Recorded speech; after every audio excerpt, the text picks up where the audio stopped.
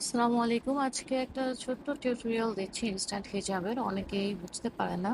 আমাদের হিজাবটা দেখবেন যে একটা পার্ট হচ্ছে ছোট, আর এটা হচ্ছে এন্ডিং এ কিছুই নেই জোড়া দেওয়ার পরে, আর নিচে কোনো অংশ ঝুলে নেই।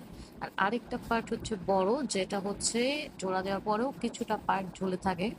তো যেই পার্টটা হচ্ছে ছোট সেটা হচ্ছে ফার্স্টে দিতে হবে, অ্যান্ড যেই পার্টটা হচ্ছে বড় সেটা হচ্ছে সেকেন্ড লুপটা মাথায় দিতে হবে। এবং নোজ মেকআপ চাইলে এভাবে পড়তে পারেন অথবা না পারেন, নোজ মেকআপটা এটার সাথে অ্যাটাচড না। ফার্স্ট যে লুকটা ওটা ঠিক মুখের মাঝখানে থাকবে, আর সেকেন্ড যে লুকটা ওটা কিন্তু কানের দিকে থাকবে। এই জিনিসটা একটু খেয়াল করবেন। আর যারা হচ্ছে শোল্ডারের উপরে পড়তে চান, তারা হচ্ছে এভাবে একটা পিন দিয়ে কিন্তু একদম যেভাবে স্কার্ফগুলো পরে ওভাবে সেট করে নিতে পারেন। পুরোই মনে হবে যে আপনি স্কার্ফ পরেছেন, কোনো এক্সট্রা করে টিউব ক্যাপ বা কিছু লাগে না।